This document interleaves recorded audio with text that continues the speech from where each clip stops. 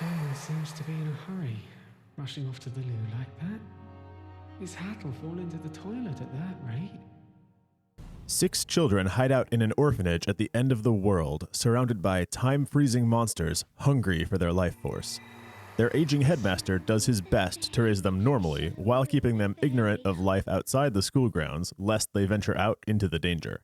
They are protected only by one mad hermit up on the mountaintop and a single black cat, but the children are beginning to grow curious, and knowledge may be their worst enemy. Welcome to Déraciné, one of FromSoft's least popular video games. Seriously, we're talking less coverage than their clunky PS1 horror games or their janky PS2 RPGs. And that's due to the niche platform on which it released. Déraciné is a PlayStation VR exclusive, so please excuse jitteriness. I did my best to film steadily while capturing the game, but the tech is not perfect. Déraciné is a point-and-click horror adventure game, honestly not too dissimilar from FromSoft's Echo Knight, except that there's no danger here. Déraciné released in 2018 between Dark Souls 3 and Sekiro, a quirky, cozy title wedged in between action game titans. It surely did not make business sense to produce, given the genre and platform. It was rather a passion project for director Hidetaka Miyazaki, who wrote the game as a love letter to some Scottish pagan author he likes a lot called Fiona MacLeod, pseudonym to William Sharp. I read a small selection of MacLeod's work to research this video, but it's more of a vibe that inspired Miyazaki rather than direct plot events. I did recognize many names he has pulled from MacLeod for other games though, like Manus and Yokade. There is almost no content available about Déraciné outside of a Vati video that, respectful to the GOAT, does miss some details that I want to cover here. So this video will be a lore deep dive on Déraciné, accompanying a full story playthrough, which is a little different from my normal style, but should serve to tell y'all the complete story of Déraciné while filling in all of the details that I can about the world and the lore. Obviously, expect heavy spoilers from the start, especially because there's some time travel mumbo-jumbo that I'm going to decomplicate by spoiling some of the mid and later game reveals earlier to better explain events as they occur. Before we dive in, my name is Mothy, Jimothy for long, and I would greatly appreciate interaction on this video if you enjoy the content. I'm doing my best to reach 50,000 subs soon, and covering niche VR games is not exactly the meta way to achieve that, so I do greatly appreciate all help getting there if you're enjoying yourself. Thank you so much. Let's begin. Oh yeah, and Déraciné is chock full of Bloodborne references. I'm not going to bother speculating on any meaning behind them. It's delusional to think Miyazaki would put actual Bloodborne lore or any Bloodborne 2 hints inside this game, but I will point out Bloodborne allusions as we go for curiosity's sake. We spawn into existence as a fairy on June 1st at 0000 hours in an orphanage/school. Except this is a sort of Twilight place outside of time. We're greeted by a phonograph introducing us to the basics of being a fairy that comes off like an instructional VHS training tape for joining a franchise job in the 80s. The school is dark, and we're given tutorials that show a fairy body with glowing blue eyes, which I assumed was because the PSVR headset itself has blue tracking lights on the exterior. But it turns out that fairies actually have blue eyes crying in the rain, so this is a lore-accurate representation. Fairies fear cats. In this empty, frozen space, this cat, Tia, is very much here and moving, which is perhaps why fairies fear cats. Everything else is usually frozen while we move about. Use a key to enter the girls' dorm. The children's shapes are in their beds, but we can't see the bodies, weirdly. Over the farthest bed hovers a golden wand that we grab to spawn a red ring of life, which our voiceover companion tells us is a gift given to new fairies. Then we're warped to a black space. Voiceover woman, I'll call her Abigail, says that all good fairies need 2 rings. There's a series of memos written on Rhonian letterhead, we'll cover the city of Rhone later, addressed to new fairies that introduce some controls and lore. This game, like many adventure games, lets you pop up the UI to read the text more clearly, but actually, many texts in this game contain a fair bit more than the pop-up reveals if you scrutinize the original text without the pop-up. Only by looking at the actual page and not the pop-up, we can see that the notes are signed by someone called Abigail, whom I believe to be one of 5 important scholars from the city of Rhone. It seems like Abigail owned the onboarding process for new fairies with these helpful notes, and therefore I'm also assuming Abigail recorded the phonograph messages. More on the Rhone scholars later, but keep in mind that we're going to try to identify 5 of them. Reach an elaborate pocket watch that spits out a blue ring for us, like the golden wand did with a red one. In gameplay terms, the red ring lets us take life from one being and gift it to another. The blue ring lets us travel through time. Together, these effects make up the core of the game's puzzles. Going forward in time is free, but we need life juice in the tank if we want to go backwards. Use the blue ring now and warp forward to September 17th, 5 p.m. We're now in the place where time stands still, i.e. the real world, just with time frozen except for us and cats. Instead of repeatedly calling this the place where time stands still, I'm just going to call this cat time. We're in classroom 2 with one of the school's orphans, a gray-haired girl named Yulia, who will look awfully familiar to players of Bloodborne. We can think of each moment in time as a separate level. The first level is a basic puzzle to teach us about transferring life. Yulia holds a wilted flower, and she wants the kind fairy, if we exist, to prove that by turning some grapes into raisins and redirecting that life back into her flower.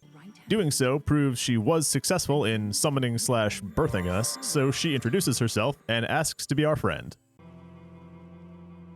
Kind fairy, I'm so happy to meet you. Thank you for giving me a sign. We're done here, so let's do the time warp again. It's October 20th.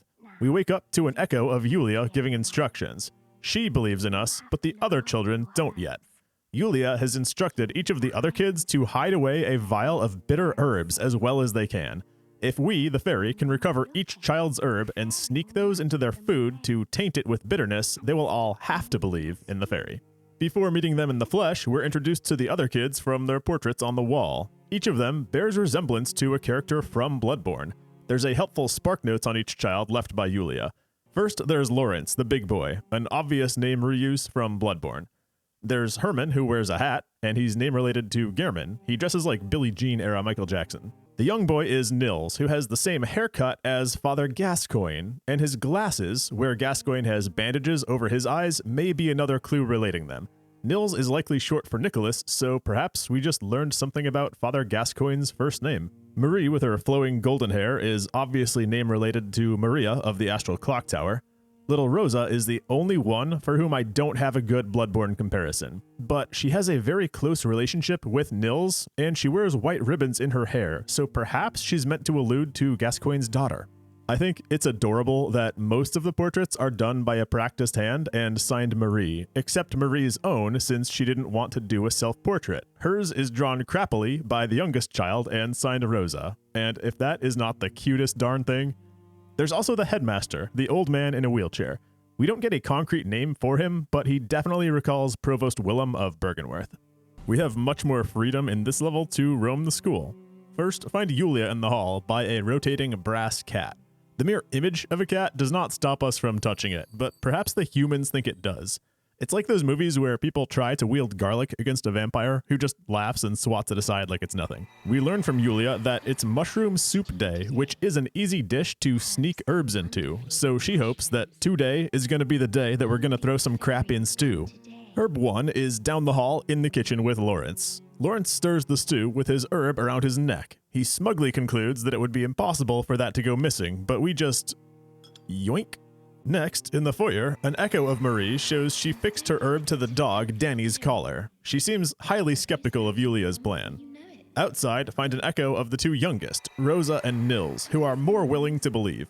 Rosa hands Nils a key to lock up both of their herbs and insists that if we somehow recover those herbs, they'll both happily believe in us. Also, look how pretty it is out here.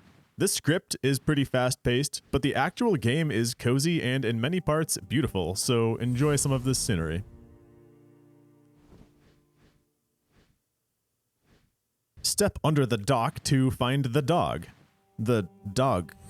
Take herb 2 from Danny. It's funny that dogs are chill with fairies because cats are not.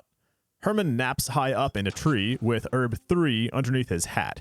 He could go either way on believing in fairies, but he does seem rather bemused that we return his hat after taking his herb.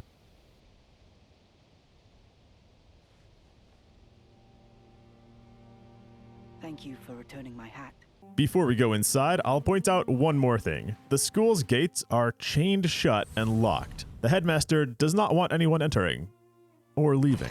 Inside, Nils is studying medicine, looking for a way to fix Rosa, who has a crippled leg. We can snatch his bookmark, but he gaslights himself that he left it upstairs, saying that misplacing things like this is probably what makes people believe in fairy tales. The key we need is hidden in his pocket, so nab that. I visited the library next to find a more helpful medicine book for Nils. I found something else instead, Fairy Fundamentals by one Karl Uspensky. This book suggests that a place full of children, like this school, is a great place to study fairies, since fairies commonly appear to grant wishes made by children. Earlier, I mentioned 5 Roan scholars we'd like to identify, and I guessed Abigail from the tutorials is one of them. Well, I'd like to believe that the author here, Karl Uspensky, is another of the scholars. And furthermore, I want to believe that Karl may actually be our unnamed headmaster. His fascination with children is developed more later on, and his book is prominent in the library. The evidence lines up. Upstairs, meet Marie, whose job is opening and closing the windows each day. Inside the drawer she's polishing is an interesting photograph, the headmaster holding a baby girl. The back reads, "My darling niece Rosa." This photo is one mystery that endures for me, even after this script. Who are Rosa's parents, and what happened to them such that Rosa lives here now? We get no further clues from the game. Tia blocks the end of the hallway, so proceed upstairs again to the clock tower, where Rosa guards a locked treasure chest. Steal her cane for a sec, and it mentions that Rosa's right leg is terribly injured. And as creepy as I felt checking under a young girl's skirt, I think it's indeed important to confirm the injury. Her right leg is bound on the shin with bandages showing traces of blood from an injury sustained back in February that just refuses to heal. The old hunter trousers in Bloodborne read, quote, "A widespread belief of the period was that beast blood crept up the right leg." This is the kind of symbolism that may be mere coincidence, and yet we later learn that Rosa's wound is somewhat paranormal, not a typical wound of the flesh, so I think it's a good comparison. Anyway, use Nils's key to pop open the box, and Rosa is quickly convinced and thrilled to welcome us, the fairy. Please be friends with us. Inside the box is a book called The Fairy's Music Box, which says that music boxes are the voice of the fairy. Okay, but it also says in the first person, "I will use it to sing to you," which makes it sound like a fairy has somehow written this book. That's not what fairies do, so I take this more as a fairy fable from someone who once had a fairy activate a music box for them, rather than fairy canon that we just have music box voices. Separating fairy tale from fairy science is actually a challenge while trying to figure out the lore of Déraciné. And we collect herbs number 4 and 5 here, of course. So it's back to the kitchen to start spiking the stew. Now, to spoil a mid-game reveal in favor of better narrative in this video, Yulia's dead. She's actually been dead for a few months, since the night that we were born as a fairy. We've been interacting with a ghost of Yulia that still lingers here on school grounds. So there are scary monsters and nice sprites in this universe, and by extrapolation, there may be other types of beings too. This whole plot to embitter the soup is a last wish she left to the other children before dying, as an agreed-upon method of convincing them that fairies are real. I think knowing Yulia is a long time gone helps make sense of many coming scenes, like how Lawrence reacts once the soup knocks him over. You've outdone yourself, Yulia. Then we're done here. Let's do the time warp again.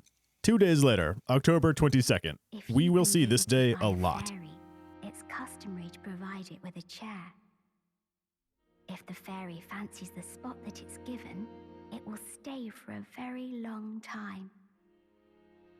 Why don't we ask everyone where they think the chair should go? In this level, we have to help the children choose a place for my fairy chair. Cherry. Well, it's 2 days since the fateful soup was served, and there's an echo of all the kids eating it. Herman is knocked down, but little Rosa attests to liking it. Little goose. The chapel is open today with an important photo in the side table. Some woman with 5 of the children we know. The back reads, "The day the children arrived." There is so much to wonder about in this photo. These 5 children are Lawrence, Herman, Yulia, Marie, and young Nils, who's dressed in the Mary Jane shoes and dress of a girl. Maybe they weren't sure with him. But what's actually weird about this photo is this was clearly taken years ago based on the size of the children, and yet Yulia has not grown an inch since the day this was taken. Excuse me? She's been a ghost for a few months, sure, but she's also been ageless. Like a doll, one might say, since the day she arrived here. I have not seen anyone else obsess over the weirdness of this photo, so I'd love to hear your theories. And it's why I wanted to point out early that she's not alive, because perhaps she was something not fully human to begin with. As far as the woman, that's Margareta, and she's one of the 5 Roan scholars. She actually fled Roan to found this school along with the headmaster, but she's no longer alive. Moving on, there's an echo of Nils mourning his pet mouse, New. New's, item description says that he died from eating something far too large. First of all, me, after ordering Papa John's. But we're going to need that item that New swallowed later. The back door is also newly open today, with nothing of note other than a gravestone for somebody we haven't heard of yet, Alexis, taken like a leaf on the wind. The baby girl without a chance, a victim of the circumstance. Back inside, Lawrence has set up a fairy message board for the kids to send us messages, like an inbox. Nils is reading a book called Nicholas and the Forest Creatures. The gist is that life abounds in the forest, which is a dangerous idea for the children to have later when they go looking for a source of living creatures.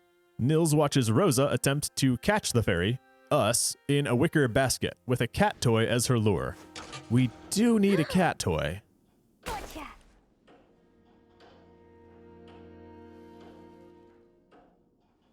Well, that didn't work. Poor Rosa fails to catch us and blames her leg for making her slow. In this waiting room, there's a note from Margareta. She's hidden 8 coins around the school as a scavenger hunt to welcome the new orphans. This is just a fun side activity that gamifies Déraciné a little bit, adding a collectible hunt to the point-and-click puzzles. I won't spoil coin locations for you, but I do collect them as I play and open this bank later. Back to the main issue of the day, cherry location. In Classroom 1, Lawrence and Herman tally ballots that the children have submitted for locations, but each vote is different, so they're at a stalemate. Farther down the hall, Tia blocks our way, but if we hand Ghost Yulia the cat toy we took from Rosa... Come now, Tia. Over here.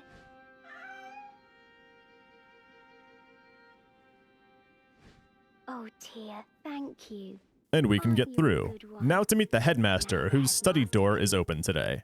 The music suddenly changes as we enter to much more somber. It's morose in here, with no lamps lit and ivy covering the windows. There's a note on the headmaster's table beseeching us to use his golden wand, the same one Yulia used to wish us into being, to claim his remaining time to travel backwards and save Rosa from hurting her leg.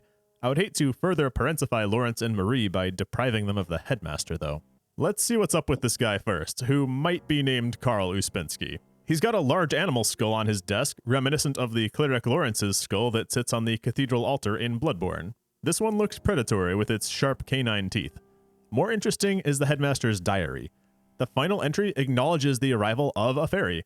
He calls it, quote, yours, because he believes that the fairy was created out of the death of someone he knew. Perhaps Alexis, whose grave we've seen, or perhaps Margareta, for whom he had much affection. Finally, he mentions atoning for his sins by trading his time for Rosa's health. The exact nature of the headmaster's sin is another thing that's up for debate, though I'll offer some opinions later as we play.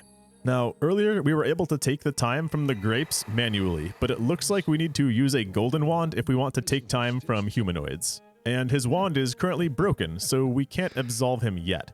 Head upstairs to find Marie. By her is a framed photograph of Margareta, labeled My Fellow Scholar. If we jostle Marie's held blanket, she drops the missing piece of the golden wand.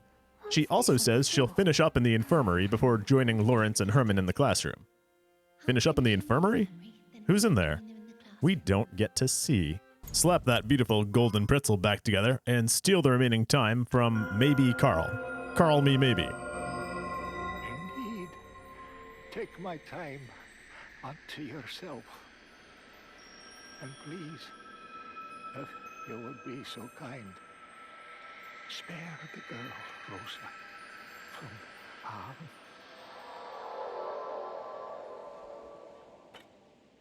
If I check on his life force after, we're shaking hands with a ghost, which is pretty creepy. Then our work here is done. Let's do the time warp again.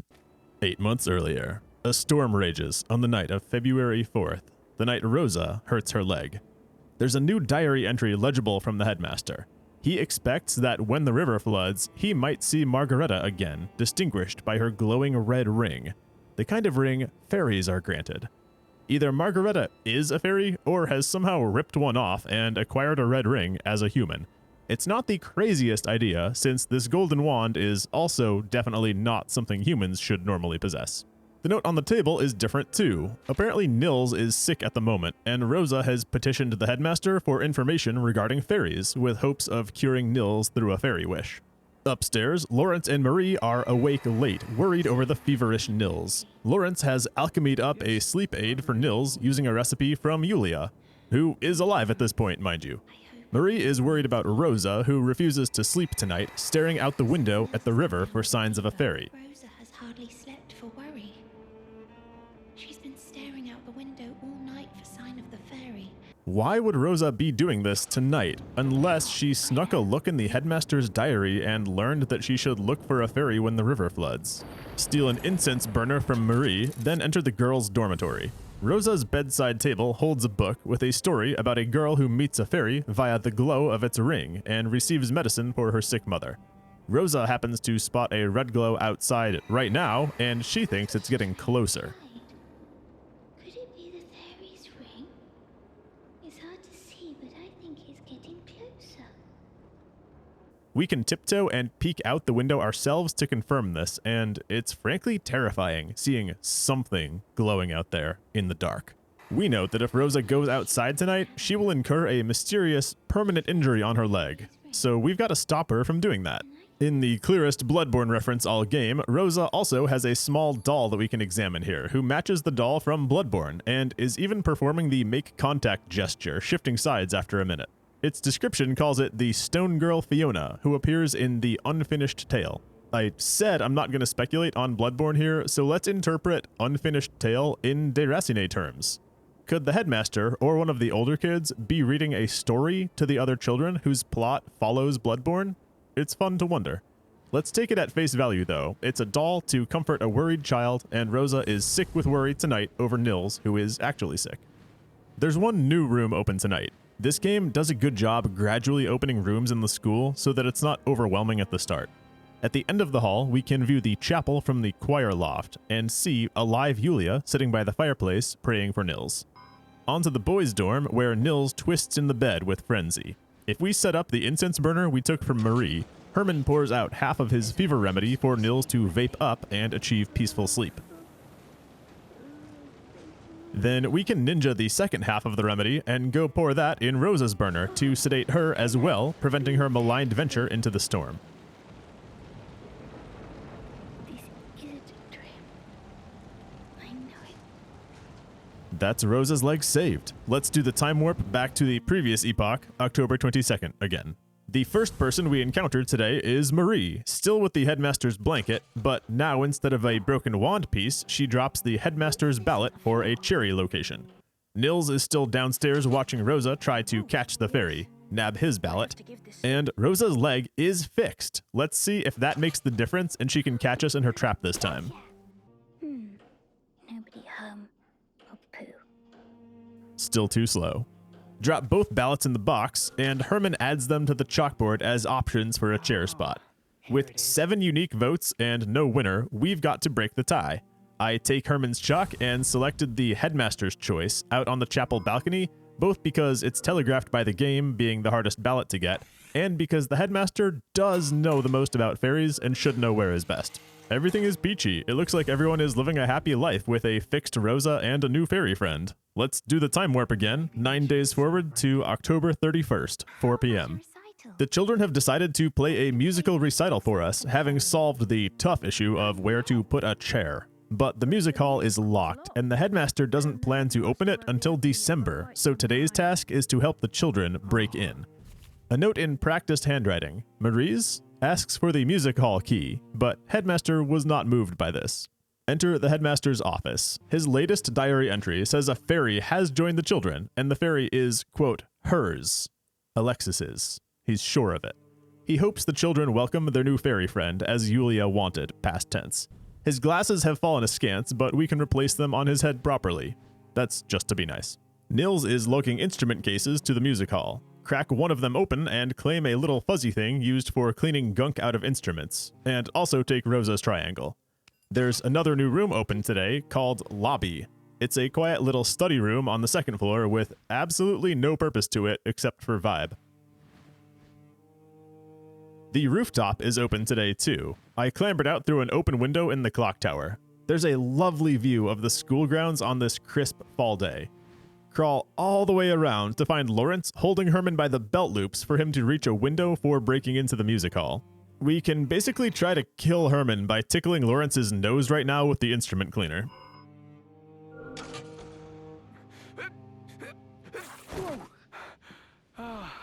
Sorry. Sorry. My fault, Herman. I suddenly had this terrible itch in my nose.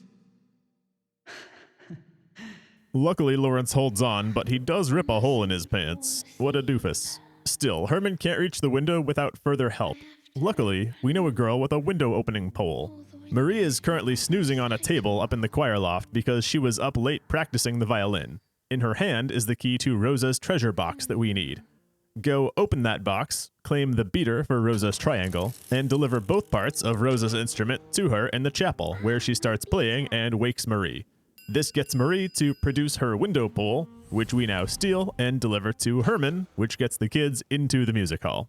Also, our chair has been set up by now on the deck with an echo from the headmaster revealing some secrets. And now you will be together always, dear Margareta. I know I won't ask your forgiveness after taking what I did from you. This confirms the headmaster suspects we're Alexis as a fairy, and to me it also sounds like he thinks Margareta may be a fairy as well. She does have a red ring after all. Important is the line, "I want to ask your forgiveness after taking what I did from you." Taking what he did. Surely this is related to the headmaster's sin that he mentioned earlier. Maybe he did harm baby Alexis. It's just a little hard to believe given the care he's shown for the children and for Margareta.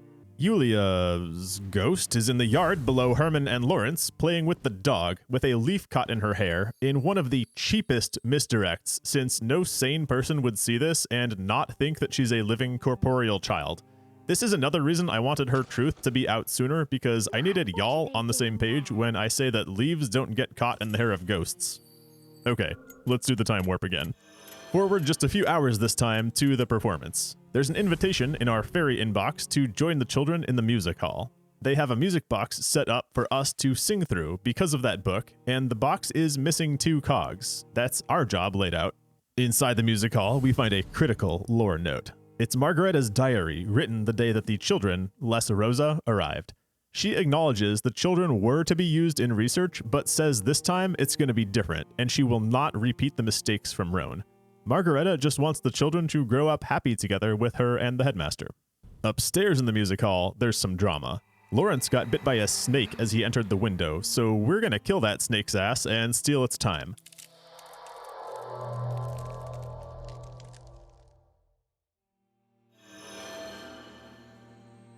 Downstairs, the children are setting up. They have sheet music for Scarborough Fair, a song with a part played by Music Box. One missing cog for the box is in Herman's bassoon case, easy enough to retrieve. By the way, who taught these kids to be so good at organ, violin, and bassoon? The master and Margareta were apparently highly skilled musicians on top of their scholarship and had a lot of time to spare. We've got to head back to the chapel for the second cog. We transfer the snake's time to the dead mouse Nu, who coughs up the cog and goes about his business. This is the first time the children, aside from Yulia, will be exposed to the fairy's life-transferring power, and it puts dark ideas in Nil's head. Instead of reviving Nu, I should have known better. If I had a wish, I would have never effed around.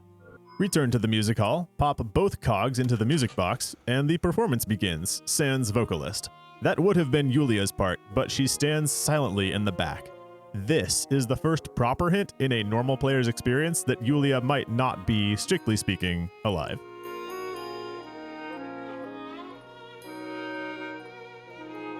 Then hold on to something. We're doing the time warp 3 days to November 3rd, where the game takes a drastic change in tone to become somewhat of a horror game. Reviving Nil's mouse Nu was a huge mistake. It has shown the children we're willing and able to transfer life force, so now they want to pressure me into reviving Yulia. To do so, we will need a life of commensurate vigor to trade. They've gone looking for that life in the forest, thanks to that book Nils was reading that made the forest sound like a magical Christmas land of a bunch of life forms. Yulia, who seems to be bound to the school and unable to go with them, cries in the hallway and offers a letter begging us to prevent the others from venturing out. Kind fairy, you're here. I must ask you something. You're the only one I can turn to. From this point on, Déraciné has become a game of lemmings. This group of kids keep wandering into ways to hurt themselves, and it's my job to patch up their errors to prevent disasters. Marie has left behind her infirmary key, which gives us our first access to that room, where we find Yulia's desiccated corpse. She's lying there, drained of time, like the grapes and the snake, and has been since June 1st, with Marie checking on her and opening the windows every day. Put aside how weird that is for now, we will come back to it. Changing topics, I deposited the final coin in Margaretta's bank today, which pops open to grant a third ring. This one's not magical, but a little handmade twisted wire loop worn on the left pinky to signify a bond between the children. And if we look at any point before or after, we'll notice each of the kids wears a similar ring. Okay, let's get those kids saved. A new door is open under the stairs, leading to a long, creepy staircase down to a wine cellar. These next rooms color in a lot of lore about the school and the Déraciné universe. The headmaster and Margaretta would not have stored this much wine for 2 adults. They bought this school from somebody who left in a hurry, or perhaps abandoned the property. Suddenly, I get a feeling of emptiness, like the Dark Souls worlds. This school was a big deal in the past, perhaps a monastery or a seminary, given the chapel, and now it's a shoe too big to fill with 1 headmaster and 5.5 children. Further in and further down, we discover a train platform, complete with tracks and tunnels, as well as a dock on a dark underground river. Suddenly, this universe's technology is more advanced than we've shown, and this school is established as a pretty big deal to deserve a train stop and docks. Perhaps they once produced wine here that was shipped out? This sequence is my favorite part of the game. It's a big shift from pastoral schoolyard to dark, echoing tunnels, and it expands our expectations greatly. For what it's worth, bats can also move freely in cat time, since we get a winged jump scare as we climb the exit tunnel. A few steps further, and outside. The mood is fearful, the music a tense violin. We've been warned by Yulia that the children are in danger, and we've been able to pick up through the vibes that there's something wrong with the outside world. Between the locked chain on the front gate and the fact nobody has come or gone in the months that we've been here, plus Yulia's fearful entreaty not to let the kids leave the grounds, we know that we're trespassing here. The first place we reach on the outside is a graveyard. I tried hard to read any gravestones, but they didn't seem to have actual language on them. Let's go where we're wanted. I meet Rosa and Nils at the cemetery gates. Keats and Yates are on your side. A cat ornament sits on the fence as if to ward off fairies, but we know by now that only real cats scare a fairy. Rosa thinks she saw something move, but Nils lost his glasses, so he cannot agree. Let's go find those for him. They're back inside, down an elevator shaft that we passed on the way up. Grab those, replace them on Nils' head, and now he concurs. Something is moving up ahead. In fact, something is moving for us too, in cat time. That's not good. Nils goes ahead to check, leaving Rosa alone, and we can see the outcome if we advance time slightly. 9 p.m. No sign of Nils or Rosa, just a dark, snowy mountain path. Peek over the edges here. This is a very steep area, extremely unsafe for children to be walking around regardless of what else awaits. My heart broke for little Rosa out here, all alone. Her echo is shimmying along the cliff edge. Just how far have I come? Nils, where are you? Further on, we reach Lawrence, which is good and bad. He's lying down, cowering, shouting, "Spare us," and he clutches a white cat? No! Stay away! Next we reach Nils. His pile of clothing and belongings anyway. It's as though he was snapped right out of existence. Further yet, an echo of the 3 older children before any disaster struck. Marie notices a lit cabin up on the hillside and suggests they head that way. But little Rosa did not notice the light. If we go the other way, poor Rosa has reached a dead end. Another dead end. Nils, Marie, Lawrence, Herman. And to think, if we never fixed her leg, she could not have come on this journey. Approach the cabin and find something highly unexpected. Our first new character all game. It's the echo of an old man accosting the kids. What are you doing out here without a cat? Fairies lurk in these parts, children. Suddenly, it clicks why Lawrence was clutching the cat, and what happened to Nils.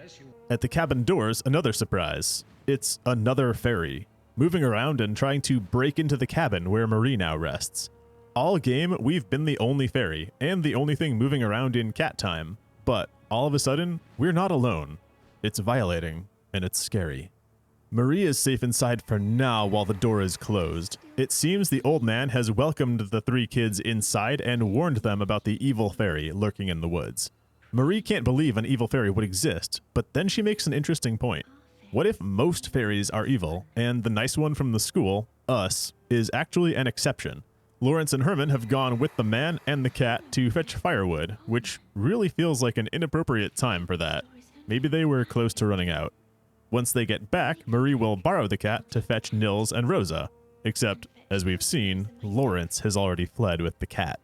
Herman is still okay, and he has a heroic plan to draw the evil fairy's attention up the mountain in order to save the other children. He only needs his torch lit.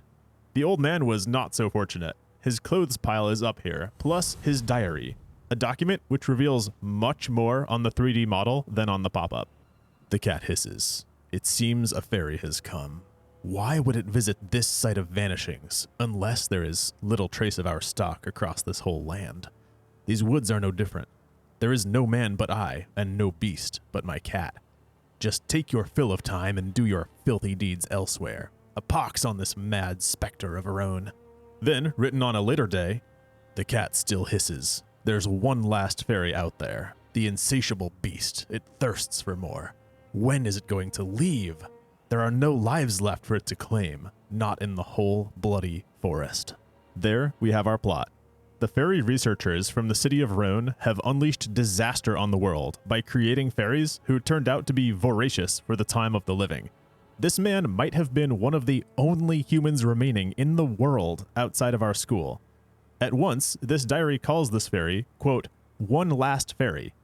Had the man been tracking them, perhaps hunting them to somehow atone for mistakes at Rhone? Or is the implication of one final fairy simply that the fairies have been successful and stolen enough time to depart? All except this one who has been stalking the man for some days. Weeks? Longer?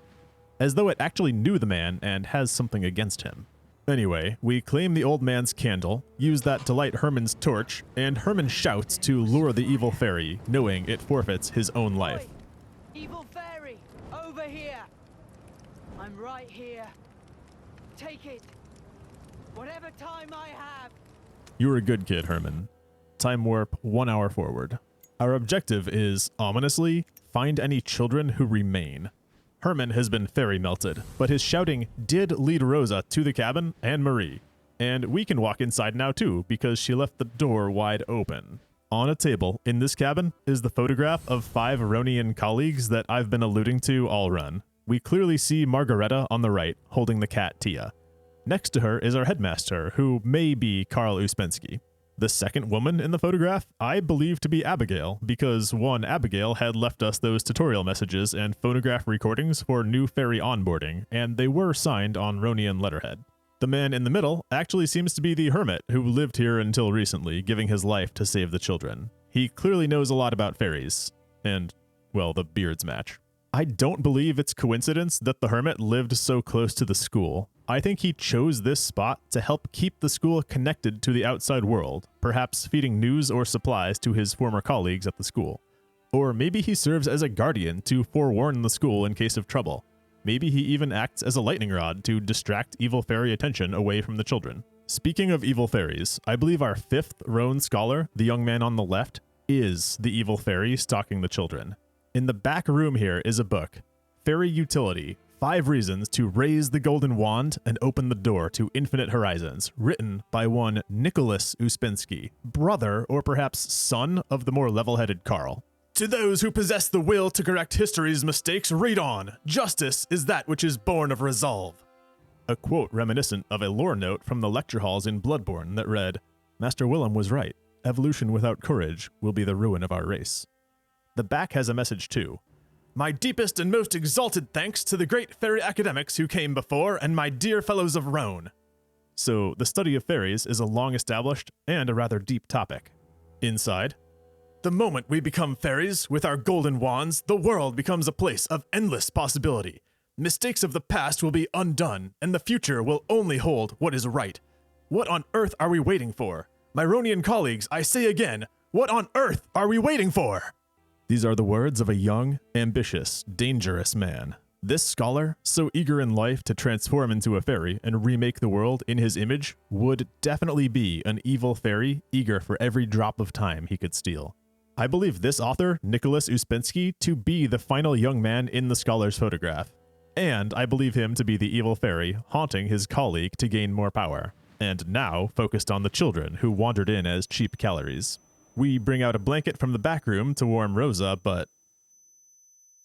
Stop right there, my dear. That time you've got your eye on, it belongs to those girls. It's not for you to muck about with.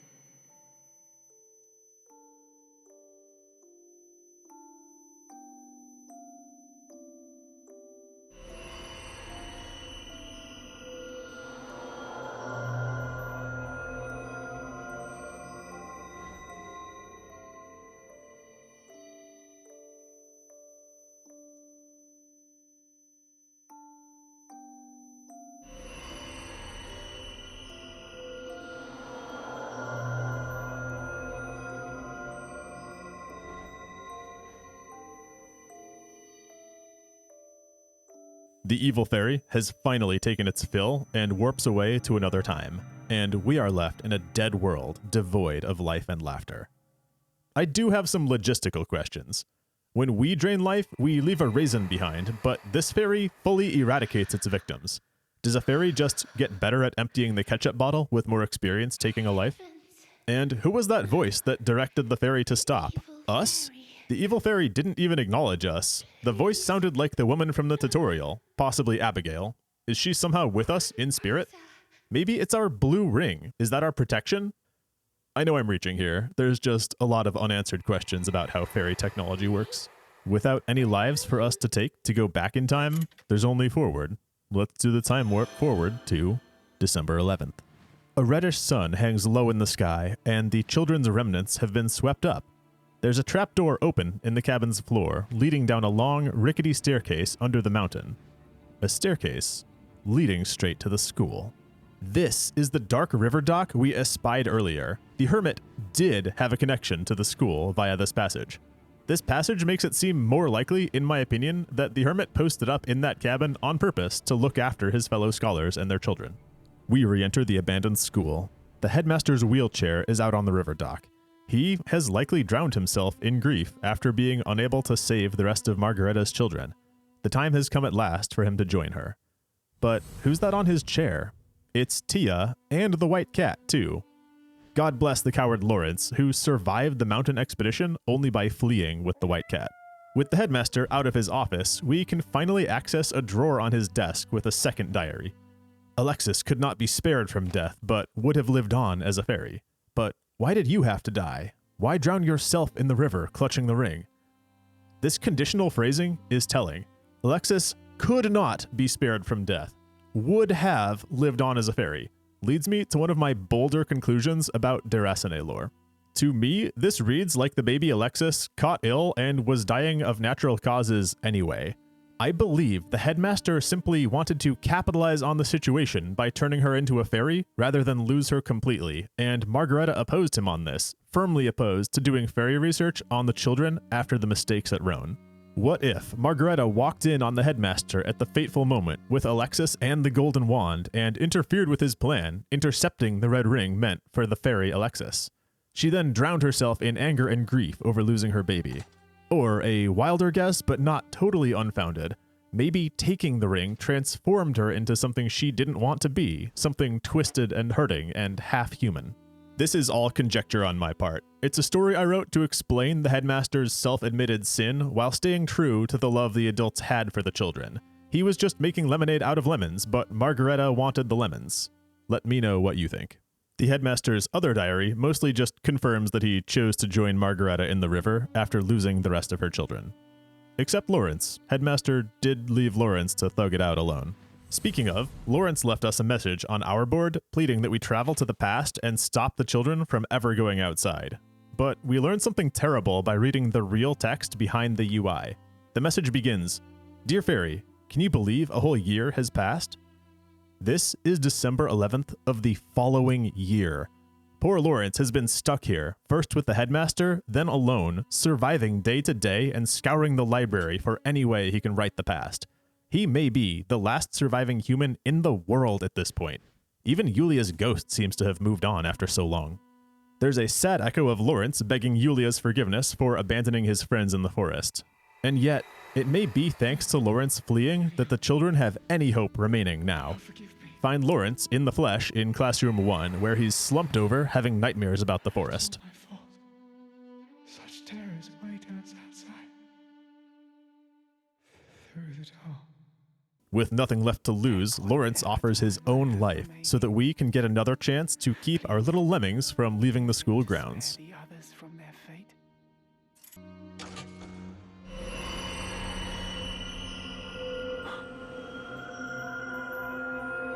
There you are, kind fairy. I beg of you, please help them.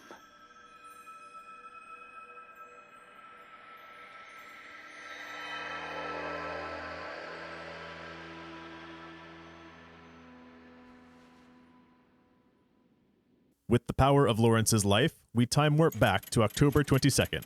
While tallying votes for the cherry spot, Herman feels a rough coming on, an aftershock from the bitter herb soup.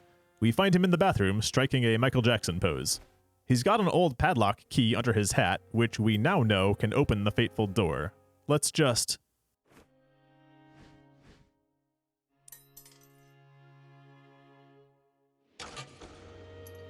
Hey, where's the key? And we get some ghost lore today. Yulia's ghost is out on the docks. She tells us she's happy to be here, still witnessing the other children, but she knows she can't stay, and wonders if it's her time to float on. Alright already, we all float on. Alright, already, we all float on. Alright. This exchange explains the game's title, Déraciné, French for uprooted, as with a plant. It's got nothing to do with the fairies. Little Yulia is the one who has been uprooted, taken early from her life, and now not at home in any reality. Miyazaki has said the main theme of this game is existence versus non-existence, and yeah, ghosts ride that line, huh? There's an interesting figurine next to Yulia on the dock, a seafaring sage from an unfinished tale. We can assume Bloodborne, based on Rosa's doll also using the unfinished tale language. This is a little cosmic aquatic sea lion baby who may represent the player character after beating the moon presence and getting the rebirth ending. Nothing more than an Easter egg, though. Flushing Herman's key might be enough to stop the forest trip, but let's also try and prevent Nils from ever hatching the plan. He's outside the headmaster's office, still holding Nicholas and the forest creatures, which paints the forest as a nice place. Let's crush that notion. Maria's upstairs with a book tucked in her laundry called The Vanishings of Rob's Forest. The residents of the forest have been disappearing one by one, leaving only their clothing behind. Vanishings continue to this day, and visitors are never heard from again. This is the kind of discouragement Nils may need to keep the children inside. Last, visit the infirmary where Marie still opens the windows for Yulia's raisin corpse each day. Yulia's health record is in the side table. Let's break HIPAA. It sounds like Yulia was sick and dying back in the springtime, so she willingly gave up her life with a wish to see Alexis again, which is what created us as a fairy. Now, this was back on June 1st, and our first conscious day as a fairy when we bloomed Yulia's flower was on September 17th, so it seems there's a bit of gestation period for a new fairy.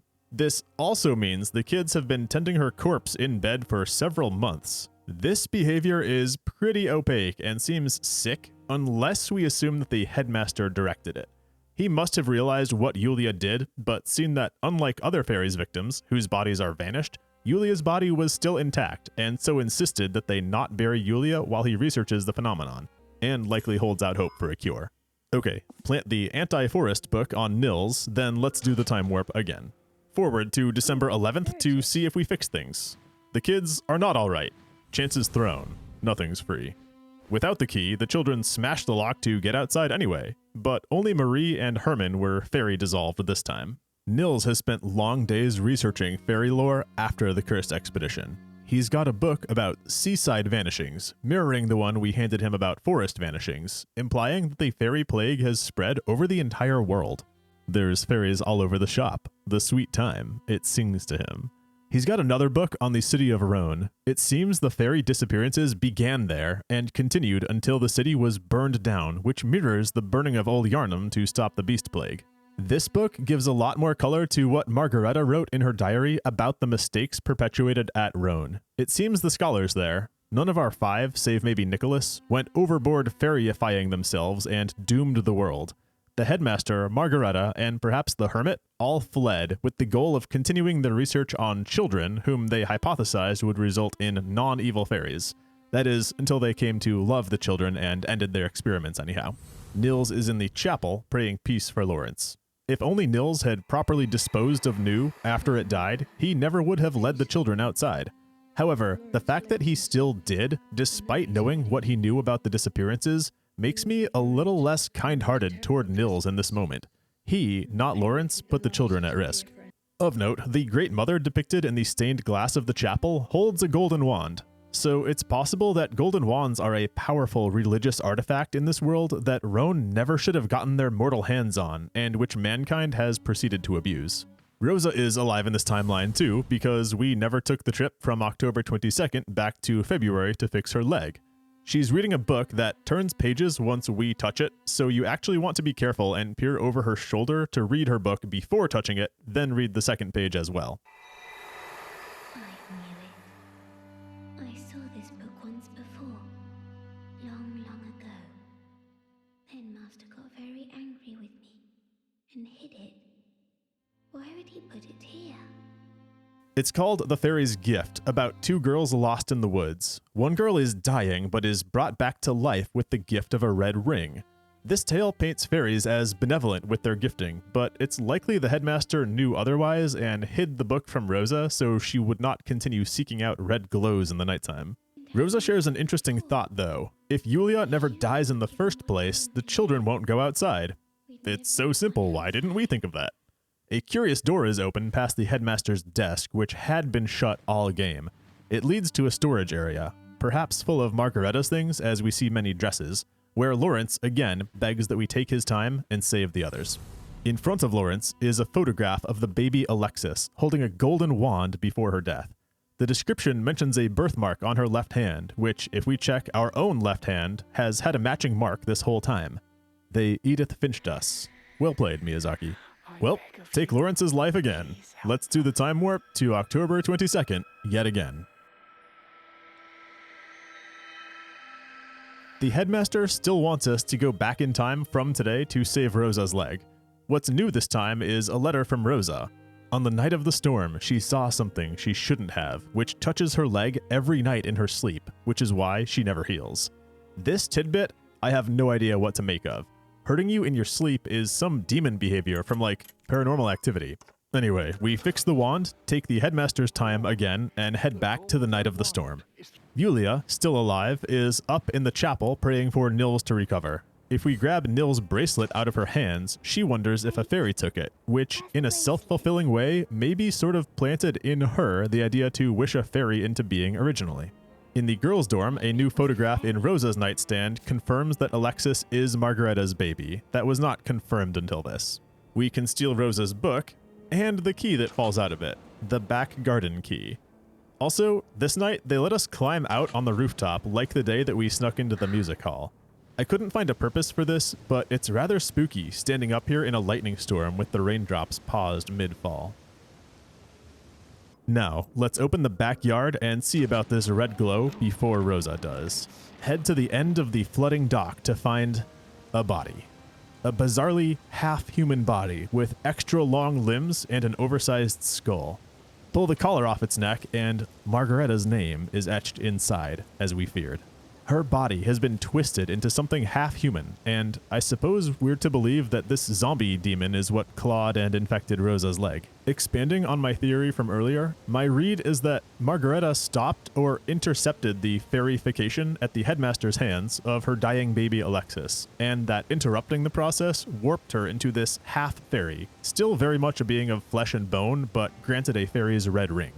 Did she drown herself because she became this monster? Or was the change perhaps more gradually, even post-mortem? And what's the deal with the compound fracture on her right arm? Did grasping the ring inflict this injury? Or perhaps somebody broke her arm in a struggle fighting to take back the ring? Based on the headmaster's apology to Margareta that we found, I think that's a possibility. Anyway, that ring is mine now. Grab the ring and we're whooshed forward to our favorite day again, October 22nd. Collect the ring to our inventory. It's still cherry voting day. We can flush Herman's key, but that's not important this time. Instead, visit the second floor. Marie holds a book called Blood and Bones, which is another light Bloodborne Easter egg. In the infirmary, we're not allowed to place Herman's hat on Yulia to make a jaunty Luca Changretta corpse, but we can treat her like a 360 and give her the red ring, which restores her to life and eliminates the children's need to venture outside.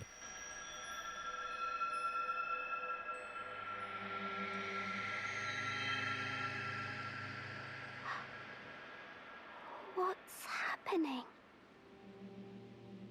I'm alive again. Okie doke. With Yulia returned to life, the kids will stay inside and we should be good, right?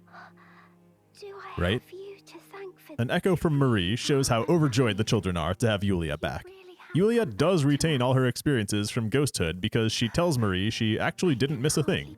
Little Rosa has made up Yulia's proper bed back in the girls' dorm, even lending Yulia her doll for comfort. And if that isn't the cutest darned thing, then step downstairs and... The music that has been playing all game cuts to silence. A pile of Nils' clothing lies flat on the ground. But how? An evil fairy has infiltrated the school. This is much worse than the forest trip. Before we go looking for more corpses, there's something new on Alexis's grave today.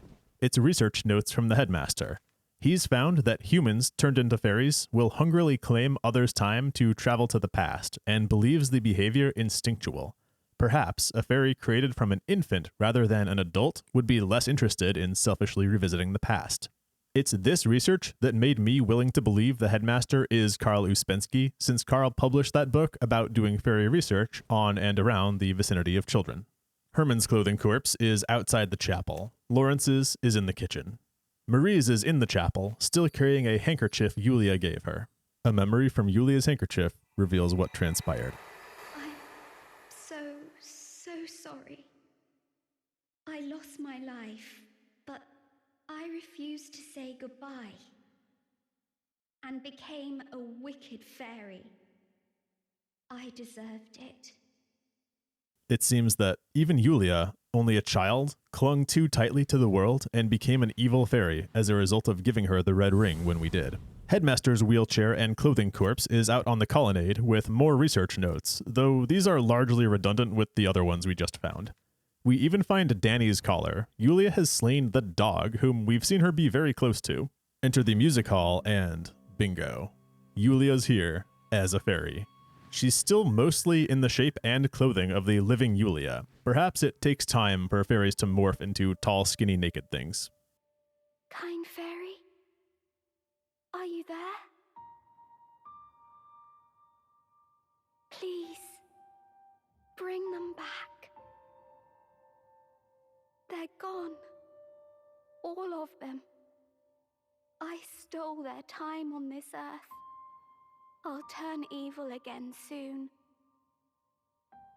Before I do, take my remaining time. Use it to rescue them. Let's go try once more to put things right. It's all we seem to do. Do the time warp again to June 1st. This is the spring day when Yulia was down to one last breath, 6 feet from the edge. Headmaster snoozes in the hall with a note from Yulia stating her intent to steal the golden wand and wish to see Alexis again. And it's cool to me that they reprised the tutorials from the start of the game here to connect that the tutorial also took place today, June 1st. But this time the children are visible to us. We have much more practice being alive as a fairy now and can perceive more. A book in Rosa's nightstand gives a hint to our coming fate. It tells of a fairy who never found its red ring and so faded away into the snows of time without bothering anyone. Here's Yulia, and I wonder why she's in this bed and not the infirmary, since she was allegedly battling a severe illness at this point. We touch the golden wand in her hands, shriveling her up to generate our newborn fairy ring that she intended to revive baby Alexis, us, as a fairy, which kicked off this whole adventure. But instead of accepting that ring, place it immediately on Yulia's finger and we can save her human life rather than have her come back as a fairy later. Regarding the science, reviving her in October brought her back as an evil fairy, but reviving her immediately, she's gonna be fine. Medically, maybe this counts more as restarting her heart than resurrecting the dead, and maybe that's why it's okay, but your guess is as good as mine.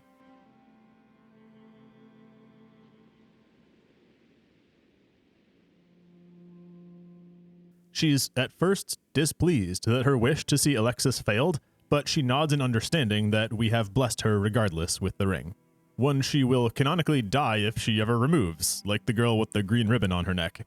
We're treated to another performance of Scarborough Fair, this time with Yulia alive to sing the vocal part rather than using a music box, because we have finally saved the children by preventing Yulia from dying rather than by reviving her corpse.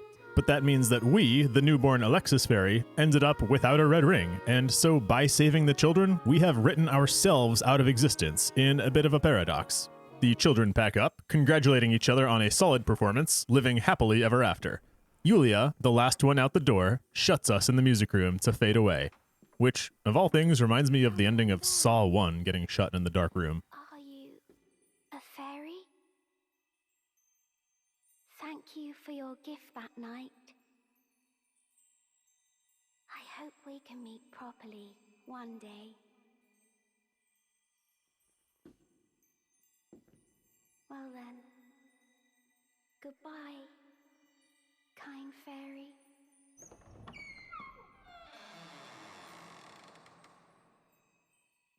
That's Déraciné, one of the least played and certainly least covered FromSoft games.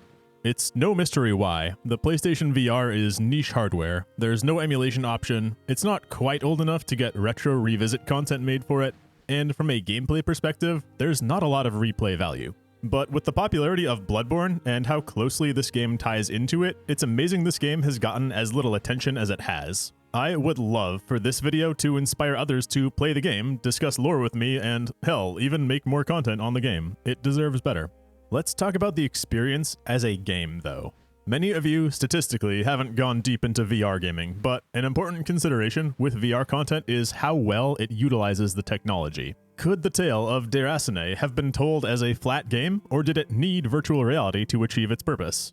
More concretely, did it let us pick things up and play with them? Did it utilize the first-person perspective in interesting ways? Well, there was a pretty low amount of interactable objects in the world. If we could touch a thing, it was probably the solution to a puzzle. But on the second point, Déraciné did a fine job. Crouching to see the title of a book that a character held, or standing on tiptoes to see the red glow out Rosa's window, those were cool perspective uses of the tech. What about from a storytelling perspective?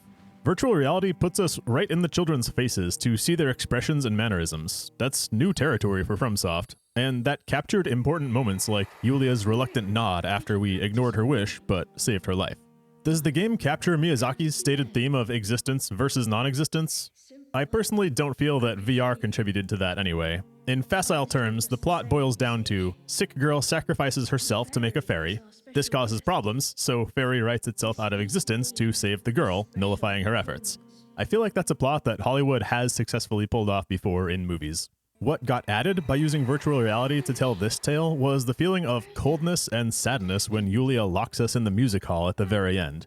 In addition to feeling a closer connection to the NPCs than we've ever had in a FromSoft game, of course. Seeing little Rosa scale a snowy cliffside to reach her friends was heartbreaking. I think the VR aspect of Déraciné succeeded more in connecting us emotionally to the characters than in adding to the theme. We saw Nils' dedication to saving Rosa and Yulia. We saw Rosa, sick with worry over Nils and get herself injured trying to help. We saw Lawrence's strength and selflessness as he begged us to take his life and save the others. And we saw Herman give himself to the evil fairy to protect the others. And of course, we saw Yulia struggle with the repercussions of her actions. The one child we didn't get development from is Marie, but 5 out of 6 is not bad. I left y'all enough meat on the bone to be worth your own playthrough of Déraciné. There are many character moments I didn't include. There are Margaretta's coins to find, as well as the vibe of existing in the schoolhouse, hunting for clues about the magically surreal world. But since this game is unlikely to ever get a sequel or any kind of port or remaster, I wanted to capture the experience and the story in a complete package for FromSoftware fans who didn't get a chance to play it on the original niche hardware that it released on. Thank you so much for watching my video. I would be very grateful for a like, a comment, or a subscription if you enjoyed the video and want to see more. Special thank you to my patrons who keep the channel running when I make content about games that nobody asked for. I truly appreciate all of your support. Links are below if you would like to contribute as well. We've got a friendly Discord if you'd like to join the Mafia, and I do live stream once a week. Those are below as well. You're the best. I'll catch you on the next video. See you later, alligator. Yes, it was all thanks to the fairy. I was ailing in bed and tried to give the last of my time to the fairy. But at some point I nodded off. And then, in a dream, the fairy drained every drop of time that I had. But as quickly as it happened, the fairy gave it back. It was my time, for my life, and it felt so very warm. I'll never waste a moment of it again.